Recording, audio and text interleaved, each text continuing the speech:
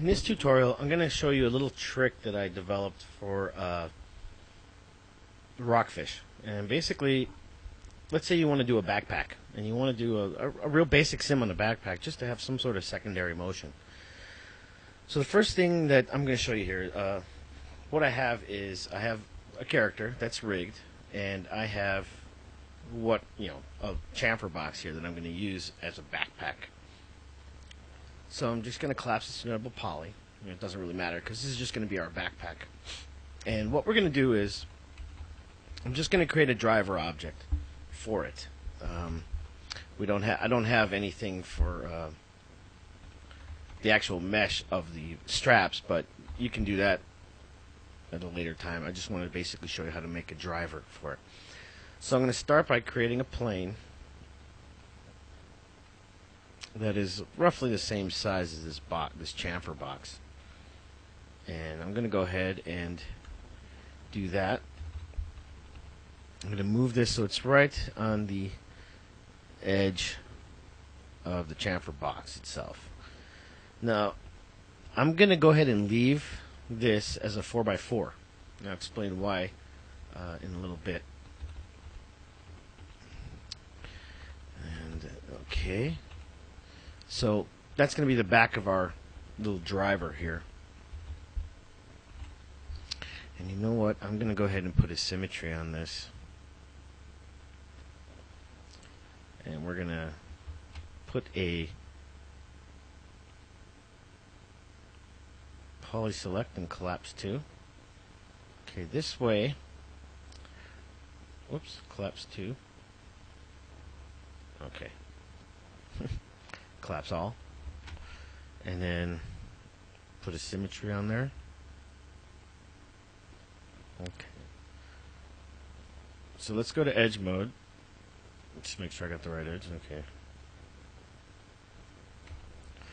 So I'm just going to quickly make some straps here.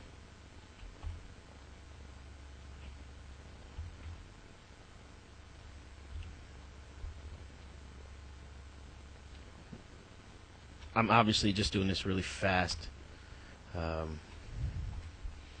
just to show you how to do it in a tutorial.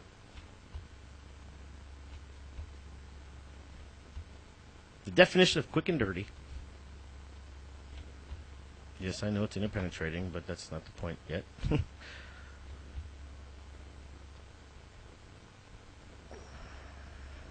Okay, and we'll just stop there. So let's go ahead and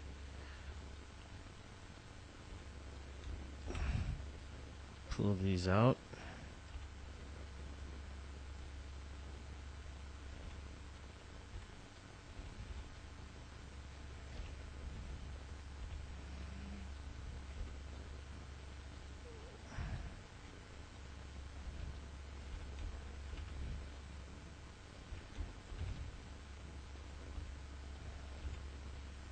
And like I said, quick and dirty.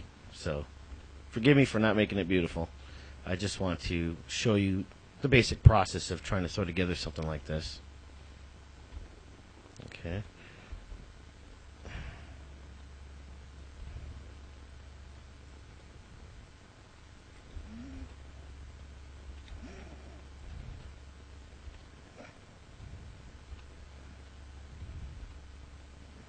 Okay.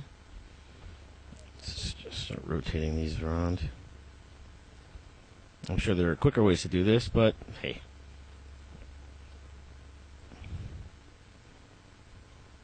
I'm only showing you how to use cloth, not to model. That'll be in a later tutorial, as soon as I get the time to do it. But actually, I've been talking to Turbo Squid about doing a rigging DVD, so that'll probably be the next DVD that I put out, which will include setting up a cloth master file, meaning you have your rig, and that's got all of your high-res geometry in it, and in this particular example it'll be with biped, but you can also do it with a custom rig as well. And what you would do is you would have your rig with all the stuff in it, which you obviously don't need when you do the sim, And then what you would do is you would create a master sim file, which would actually be where you would do all of your simming. And that file is going to be much lighter. It'll just have a mesh in it, which is your collision object. And then you would run the sim using that file. So it's a lot lighter, a lot faster. And then you would go ahead and excuse me. You would go ahead and then point cache out the mesh. And I'm going to go ahead and show you how to do that in another tutorial on this DVD. But currently, I'm just going to go through this real quick. And let's create a face here.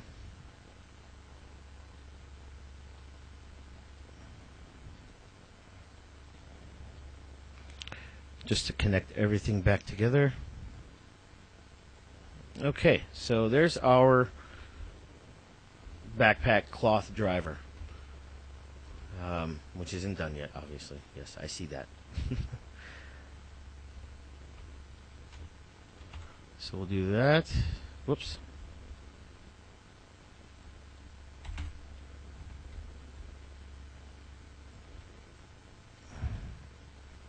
Okay, and then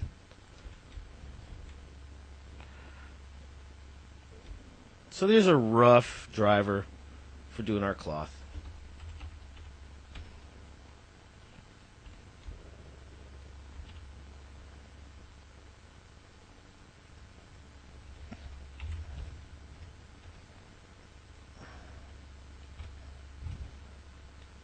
I didn't center it on 0. Let's do the same thing here. Always good to always have everything centered at 0, no matter what you're working on. It just makes things a lot easier for your riggers in your rigging department and the people that are doing the cloth sims. It's always a pain in the butt when things aren't symmetrical. And when I say symmetrical, I don't mean, you know, the mesh has to be perfectly symmetrical, because obviously you want to model in some variance from side to side, but at least have the joint locations as symmetrical as you can make them. It's not really the end of the world if they're not, but it does make things a lot faster and a lot easier for people that are doing the rigging or the simulating. So there is our cloth driver for our BackPack. Okay. Now, the thing to keep in mind is, well, the thing to look at here, obviously I have a full body collision object. I don't need all of that detail for running my cloth sim.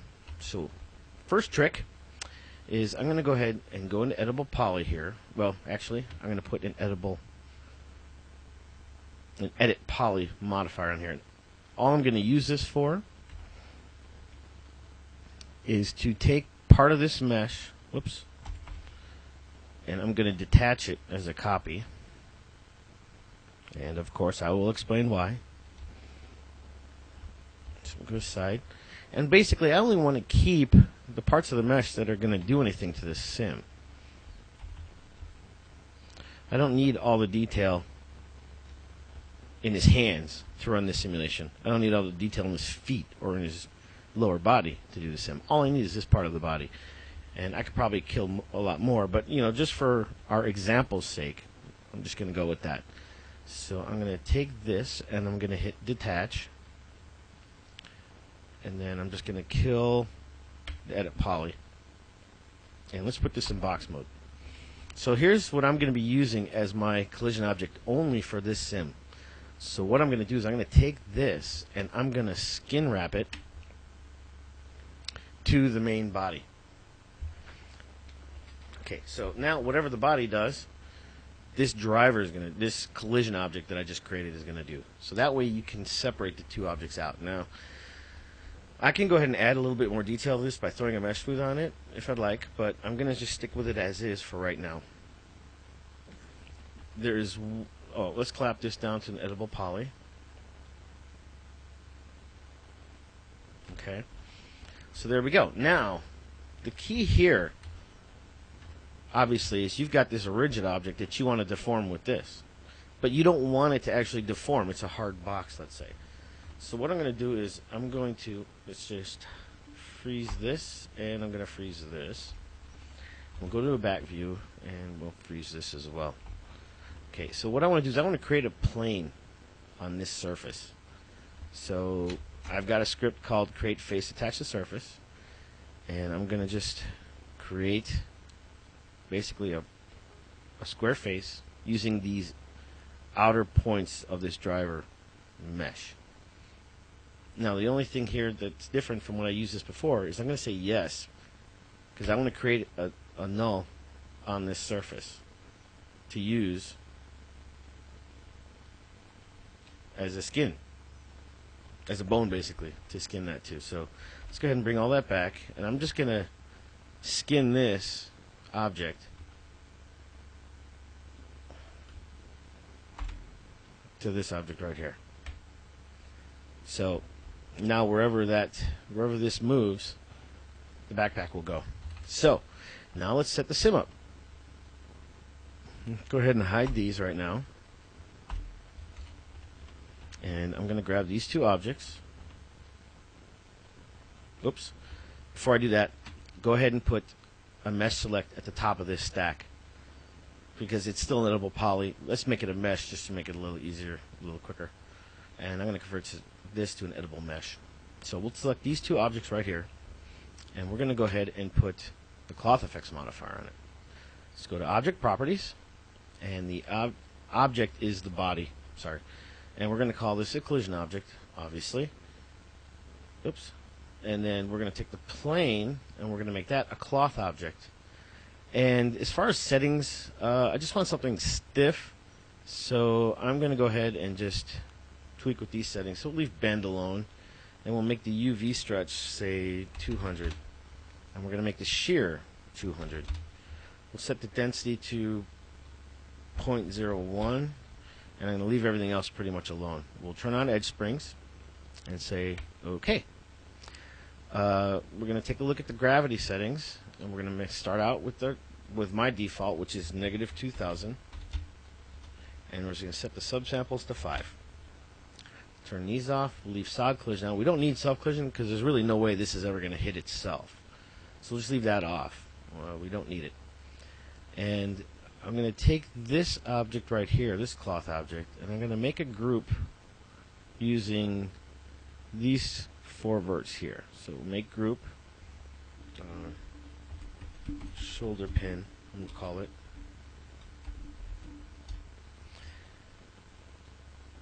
And I'm going to go ahead and create a surface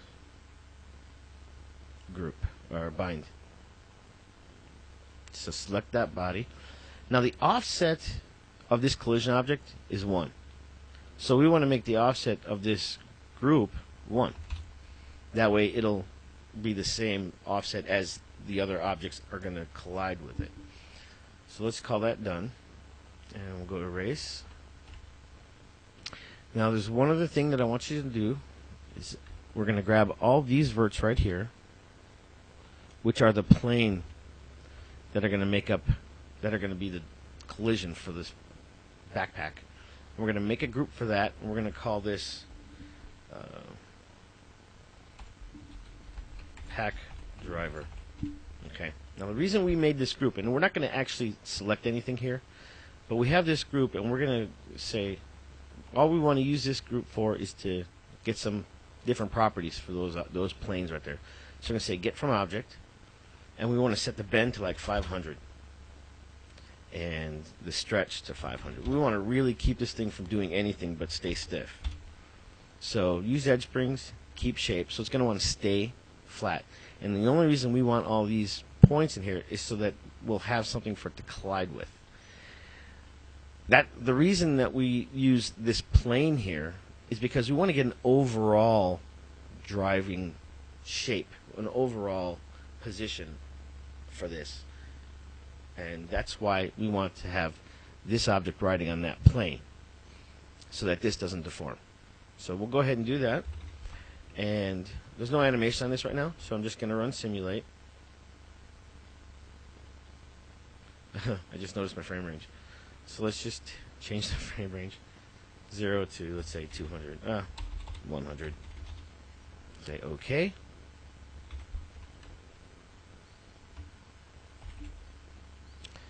and simulate.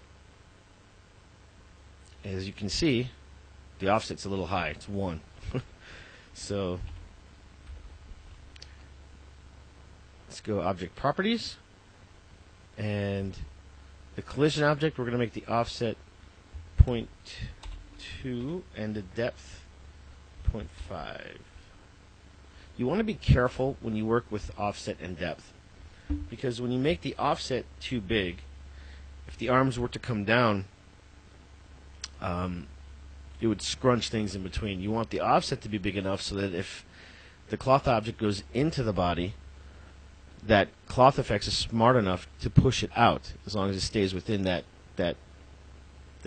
parameter, that offset distance that you give it. Oops. So let's go ahead and erase that sim.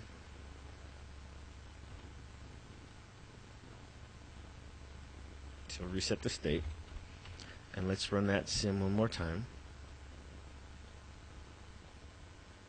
And as you can see now, it's hanging off his back. Oh, guess what I forgot? We got to go to that group, the shoulder pin, and make this offset here the same as the offset is in the object properties. So let's make it 0.2. And let me just double check and make sure that's what I made it. Yeah, 0.2. Okay, so we'll erase, simulate. There you go.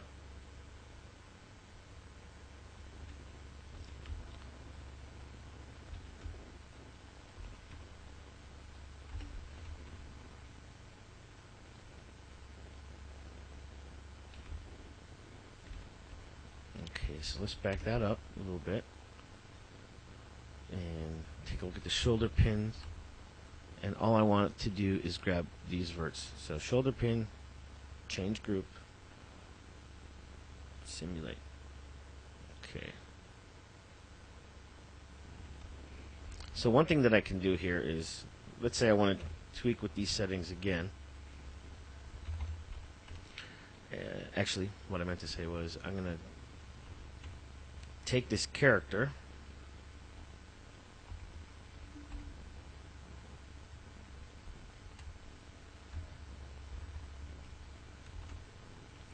and I'm going to just do something with this. So we'll take these objects right here, and we're just going to rotate his body like so. Great. Alright. So we'll take the character out of figure mode, and I have a test animation on here already, so I'm going to go ahead and erase that animation, go to figure mode, come back from figure mode. So we're at frame 0. I'm going to select all of these objects,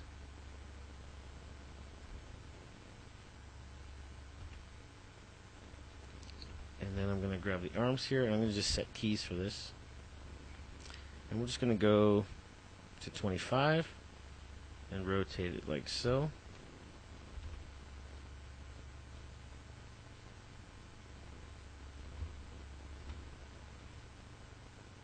Okay.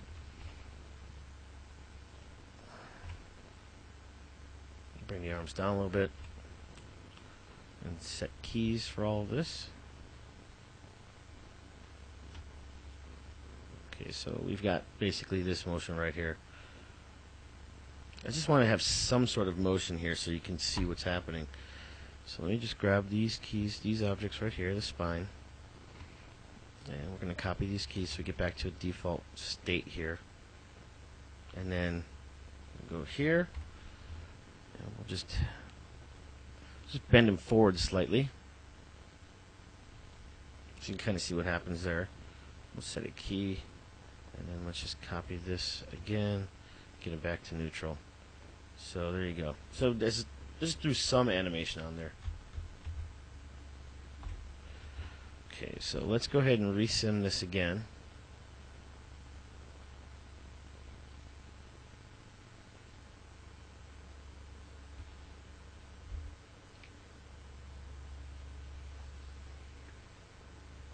You can see how quickly this can sim. And again, you're going to save a lot of time by doing it this way. You'll notice that there might be a little interpenetration. You can control that by doing a little bit of push after the fact when you can see it. If you can't see it, it's really okay. It doesn't matter. But let's just take a look at this. So we'll go ahead and play this. Just to give you some sort of secondary motion. You can see how it's moving around. You can make the straps tighter. You can see how they're kind of loose and hanging, which kind of looks okay. Looks pretty cool.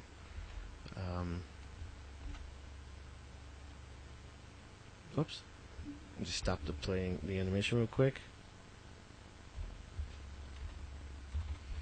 So that's how you could set up a quick backpack simulation. It's a quick and dirty, easy way to throw in extra types of animation.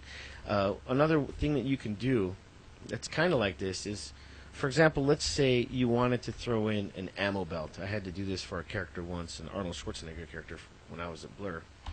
And what you can do is you can create a driver like this driver right here. What you can do is you can create a driver like this that basically goes over and around the body, and you can have a strap, which is basically just a box that's, you know, like that. And then, oops, sorry, trying to draw the mouse, not the easiest thing in the world.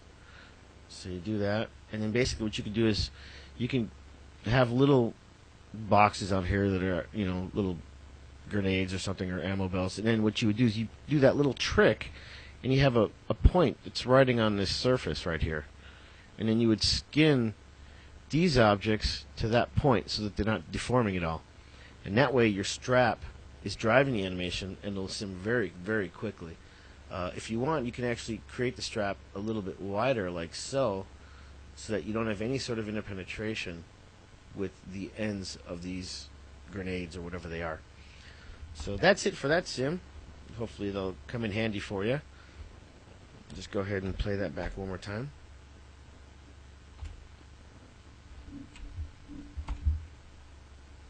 And that's it.